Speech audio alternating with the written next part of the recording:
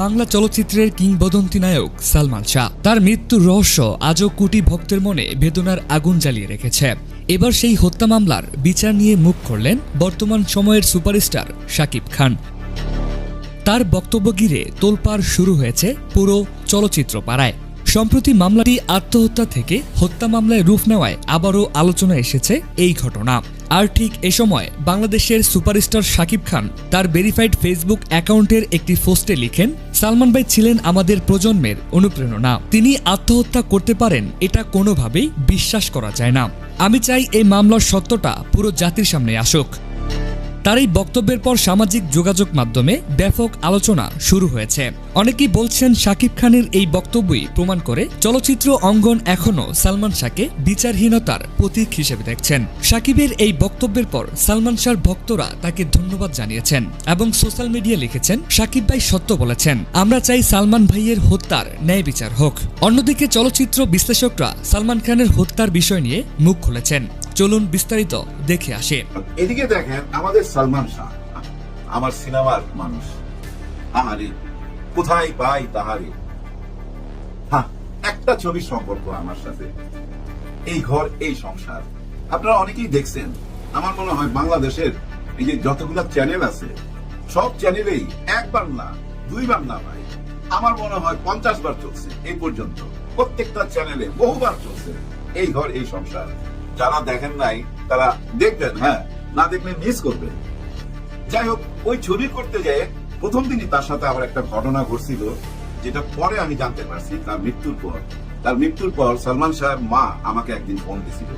তো ওনার ফোন পেয়ে নেচারালি বুঝে নিত সালমান শাহর মা অনেক কথার মধ্যে চোখে পানি পড়তেছিল আমার, উনিও কাঁদতেছিলেন। তখন উনি আমাকে বলতেছিলেন যে আমার ছেলের একটা ডায়েরি আছে, আমার ছেলে ডায়েরি মেনটেন করতো, এটা কি আপনি জানেন? আমি না তো। ওই ডায়েরির একটা পাতায় লেখা আছে আপনার কথা। আমি তো অবাক হইলাম। আমি বললাম, কি লিখছে?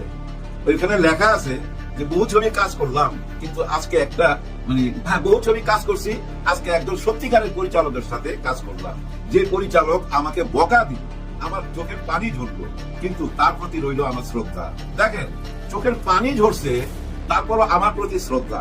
ওই ডায়েরিটা কিন্তু এখনো আছে, আমার মনে হয় পুলিশের কাছে আছে। যাই হোক, কেন ও চোখের পানি ঝরালো এই গল্পটা এর আগেও আমি করছি, যখন আমি সিনেমা নিয়ে কন্টেন্ট বানাইতাম তখনই আলাপটা করছি। কিন্তু ইদানিং যারা আমাকে ফলো করেন ওনারা নিশ্চয়ই ওই কন্টেন্টটা দেখেন নাই, ওনাদের জন্য বলতেছি। সেদিন ছিল এই ঘর এই সংসার ছবির প্রথম শুটিং, আর এই শুটিংটা ছিল ওই যে ধানমন্ডির ওই সাইডে, জায়গাটার নাম ভুলে গেলাম, পিলখানার সাথে যেখানে গরুর চামড়া জমায় রাখে, খুব দুর্গন্ধ হয়, ওইখানে একটা বাড়িতে ওই শুটিংটা ছিল।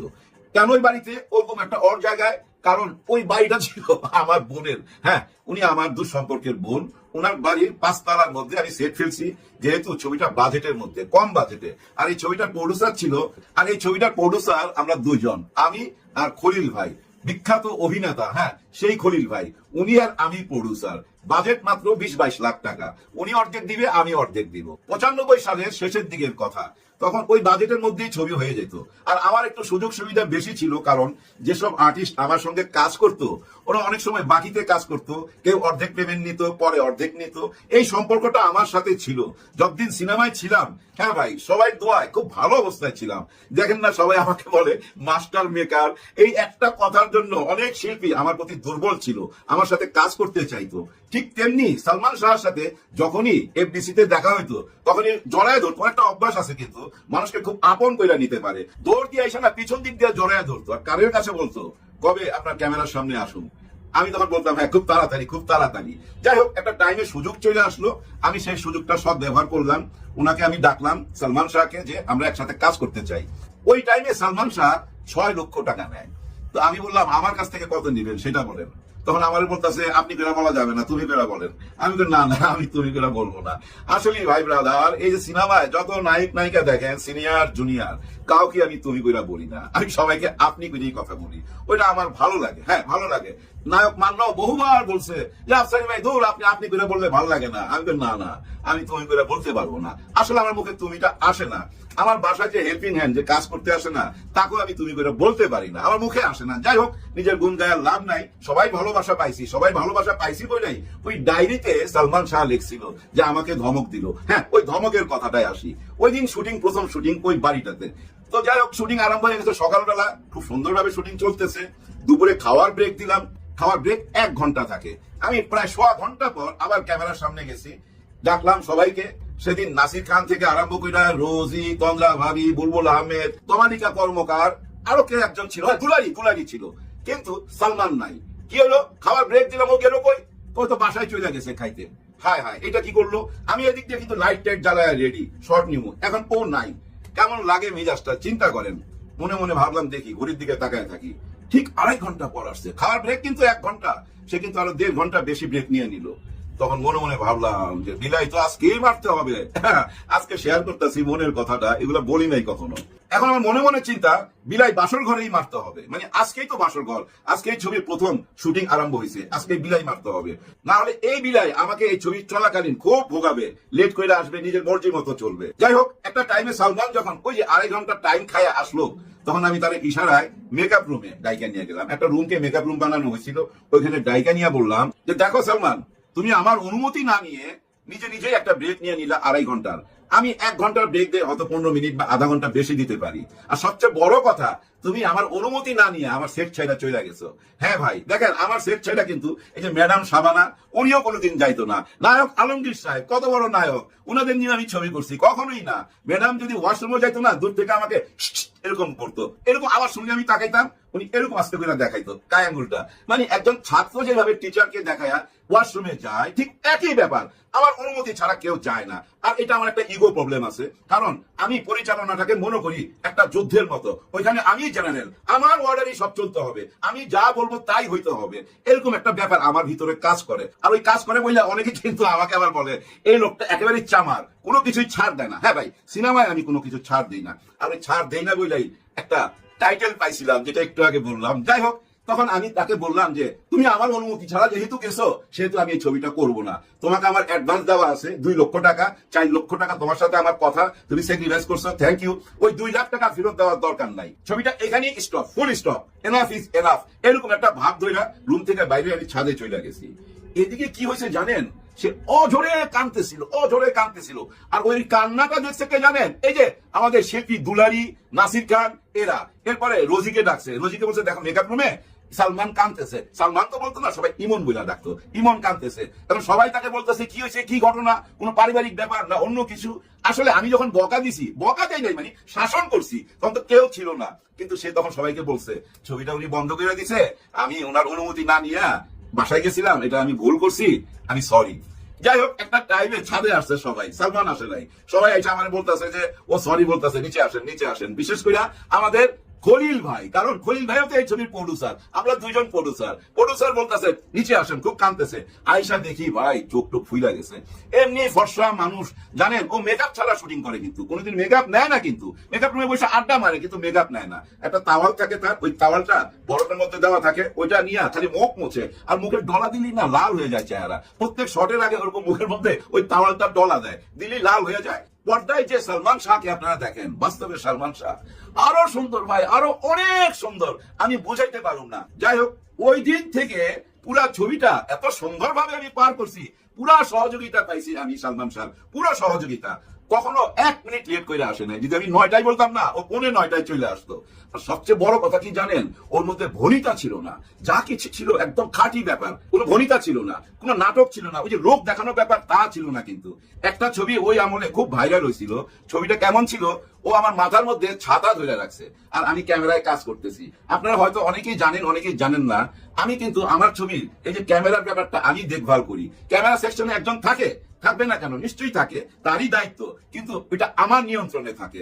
আমি মনে করি ক্যামেরার উপরে যদি কোনো পরিচালকের অধিকার না থাকে, অধিকার কথাটা মনে রাখেন, ক্যামেরার উপরে যদি তার অধিকার না থাকে, সে কোনোদিন পরিচালক হইতে পারবে না। যাই হোক, আমার এই ঘর এই সংসার একদিন শেষ হইলো, রিলিজ হইলো, কিন্তু রিলিজে আমি ভালো ফলাফল পাইলাম না। কেন পাইলাম না জানেন? আমার ছবির সাথে রিলিজ হয়েছিল রুটি নামে একটা ছবি, রুটি। ওখানে মেহেদি ছিল, মান্না ছিল, আরো কিছু নায়িকা ছিল। ওই ছবিটা ছিল ভাই একেবারে খোলামেলা, এনায়েত করিম ছিল পরিচালক, আর আমার ছবিটা ছিল টোটাল সোশ্যাল ইমেজের একটা ছবি, যে ছবিটা ঘর সংসার নিয়ে, যার জন্য ছবির নাম এই ঘর এই সংসার। যাই হোক, ছবিটা রিলিজের পর তেমন ফলাফল না পাইলো, 1 মাস পর এই ছবিটা আবার পিক নিল, মানে আলোচনার শীর্ষে চলে আসলো। কিন্তু কেন এই যে 1 মাসের কথা বললাম, এই 1 মাসের একদিন আগের ঘটনা বলি এবার। সকালে ঘুম থেকে উঠা শুনি সালমান শাহ নাই পৃথিবীতে। কি হয়েছে? ও আত্মহত্যা করছে, এরকম একটা কথা শুনলাম। আমার মনের মধ্যে তখন প্রশ্ন উঠলো, কিরে গতকাল রাত্রি তো ও আমার সামনে দিয়ে গেল, ওর বউ গেল, সাথে বাদল খন্দকারকে নিয়ে গেল, বিখ্যাত পরিচালক বাদল খন্দকার। সালমান শাহ ডাবিং করতেছিল ডাবিং থিয়েটারের ভিতরে, সেখানে শাবনূর ছিল এবং সালমান শাহ ছিল এবং এই সামিরা ছিল। সামিরাকে নিয়ে কিছু কথা বলবো আমি, আগে এই ডাবিং এর কথাটা বইলা নেই। তোমরা ভিতরে ডাবিং করতেছিল। কেন সামিরা আসতো? সামিরা আসতো এই জন্য, যখনই শাবনূরের সাথে সালমানের কোনো কাজ থাকতো তখন ইনি আসতো, কারণ ওনার ভিতরে একটা সন্দেহ কাজ করতো যে শাবনূর আর সালমান শাহের ভিতরে কোনো সম্পর্ক আছে, এরকম একটা ব্যাপার তার ভিতরে কাজ করতো, যার জন্য শাবনূরের যেখানে শুটিং থাকতো, ডাবিং থাকতো, এই সামিরা যেত। যাই হোক, সেদিনের কথা বলি, ডাবিং শেষ হয় কিন্তু রাত্রে 10টা থেকে 11টার মধ্যে, কিন্তু তখন বোধ হয় 8টা 9টা এরকম একটা টাইম। ওই ডাবিং থিয়েটারের সামনেই দেখবেন ঝর্ণা স্পট, আর ওই ঝর্ণা স্পটের গেটটার মধ্যে আমি, বাদল খন্দকার, আরো অনেকেই ছিল, আমাদের সমবয়সী যারা পরিচালক অনেকেই ছিল। তবে বাদল খন্দকারের সাথে সালমান শাহ একটু ডিপ রিলেশন ছিল। হঠাৎ দেখলাম সালমান বাদল খন্দকারকে ডাক দিল একটুখানি দূরে, আমার সাথে হাই হ্যালো হয়ে গেল, কিন্তু সালাম দোয়া হয়ে গেছে দূর থেকেই। আর বাদল খন্দকারকে ডেকে বলতেছে, কি হলো, টাকা কই, টাকা কই, এরকম আঙুল দিয়ে দেখাইতেছে। আমার বাদল বলতেছে যে শিডিউল কই, শিডিউল কই। হয়তো কোন একটা ছবি নিয়ে তাদের মধ্যে আলোচনা হয়েছে, ওই কারণে বাদল খন্দকার শিডিউল চাইতেছে আর ওর টাকা চাইতেছে, দুজনে মজা করতেছে। একটা টাইমে দেখলাম বাদল খন্দকারকে গাড়িতে বসায়া তারা বাসার দিকে চলে গেল। এটা কিন্তু শেষ দেখা, আর দেখা হয় নাই, আর তার মুখ দেখা হয় না। হ্যাঁ, দেখা হয়েছে, তখন তো সে পৃথিবীতে নাই, তার ওই ঘুমন্ত চিরনিদ্রার মুখটা দেখা হয়েছে। এখনো ভুলতে পারি না, এখনো ভুলতে পারি না। যাই হোক, একটু আগে যে বলতেছিলাম যে সামিরার ব্যাপারে একটু কথা বলবো। আমি 2-2.5 বছর আগে একটা কন্টেন্ট বানাই এই সালমান শাহকে স্মরণ করে, আর ওই কন্টেন্টটার মধ্যে আমি 3টা এস তুলে ধরি। 3টা এস বুঝছেন? সালমান শাহ, সামিরা, শাবনূর, এই 3টা এস কে তুইলা ধইলা কিছু কথা বলি। আর ওই কথাগুলোর মধ্যে এই যে একটু আগে যেটা বললাম, শাবনূরের যেখানেই কাজ থাকতো সামিরা সেখানেই জায়গা পৌঁছায় যেত, সেখানেই তাকে পাহারা দিত। এখন ভাই ব্রাদার একটা জিনিস চিন্তা করেন, একটা জুটি যখন কাজ করে, সিনেমার ব্যাপার এটা তো বুঝেন, আর যদি ঘর থেকে চাপ থাকে যে না তুমি তার সাথে কাজ করতে পারবে না, মানে সন্দেহ করে, তাহলে একটা এক্সট্রা প্রেশার পড়ে কিন্তু শিল্পীর উপর, যেটা মনে মনে আমি পছন্দ করতাম না। দেখেন না, এই যে শাবানা এবং আলমগীর সাহেব যে কাজ করতো, অনেক পোলাপান মনে করতো কি জানেন, তারা হাজবেন্ড ওয়াইফ, আসলে তা না। কিন্তু আলমগীর ভাই এবং শাবানা ম্যাডামের সাথে আমার তো ছবি হয়েছে, আমি জানি আলমগীর সাহেব পুরো ইন্ডাস্ট্রির মধ্যে যদি কাউকে শ্রদ্ধা করে, আগে সালাম দেয় এবং যাকে দেখলে দাঁড়ায় যায়, সেটা হলো শাবানা ম্যাডাম। শাবানা ম্যাডামকে ভীষণ শ্রদ্ধা করে আলমগীর ভাই, আমার নিজের চোখে দেখা। অথচ বাইরের মানুষ মনে করে তারা স্বামী স্ত্রী, কারণ এই জুটিটা সুপার হিট ছিল। তেমনি শাবনূর আর সালমান শাহ জুটিটা সুপার হিট। প্রডিউসাররা এখানে টাকা লগ্নি করতে চাইতো, এই জুটি থাকলেই হিট, কিন্তু ওই জুটিটা ভাইঙ্গা দিতে চাইতেছিল সামিরা। সামিরা চাচ্ছিল না শাবনূরের সাথে সালমানের কাজ হোক। ওই ব্যাপারগুলো নিয়েই আমি আলোচনা করছিলাম। ওই কন্টেন্টটা রিলিজ হওয়ার পরই সামিরা আমাকে ফোন করছে। ফোনটা পাই আমি বেশি অবাক হই নাই, কারণ আমার নাম্বার থাকতেই পারে। আর আমি যে নাম্বারটা গত 30 বছর যাবত ব্যবহার করতেছি, এই নাম্বারটা সালমান শাহর গিফট করা, ওনার গিফট করা বলেই কিন্তু আজ পর্যন্ত আমি চেঞ্জ করি নাই। অনেক মানুষের অনেক টেলিফোন থাকে, অনেক নাম্বার থাকে, আমার ওই একটাই নাম্বার, তার স্মৃতি হিসাবে আমি রাইখা দিছি ভাই। কারণ কি জানেন, ও আমার ছেলেকে, আমার ছেলে রবিকে অনেক ভালোবাসতো। একটা ছবি দেখেন না, তারপর একটা বাচ্চা, ফুটফুটে বাচ্চা, ওই বাচ্চাটা আমার। অনেকেই মনে করতো সামিরা আর সালমান শাহর বাচ্চা, আসলে তা না। যাই হোক, এখন দেখেন এই সামিরা আমাকে ফোন করে বলতেছে যে আপনি এই কন্টেন্ট প্রাইভেট করেন, এখন ডিলিট করেন। আমি কেন, কি হয়েছে ভাই, কি প্রবলেম? বলে যে আপনি জানেন না এটা নিয়ে মামলা চলতেছে, পিবিআইতে মামলা চলতেছে, অমুক জায়গায় এই হইতেছে। হারুন সাহেবের কথা বললো, অনেক রকম পুলিশের কথা আমার কানের সামনে বললো। তার মানে কি জানেন, সে আমাকে ভয় দেখাইতেছে, আপনি যদি এই কন্টেন্ট প্রাইভেট না করেন তাহলে কিন্তু দেখা দিব। আমি আবার ভাই একটু অন্যরকম মানুষ, আমি সবার সাথে ঝগড়া করতে রাজি। প্রিয় দর্শক, আপনাদের মতে সালমান শাহ হত্যাকারীদের কী ধরনের শাস্তি হওয়া উচিত জানিয়ে দিন আপনার মূল্যবান মতামত আমাদের এই ভিডিওর কমেন্ট বক্সে।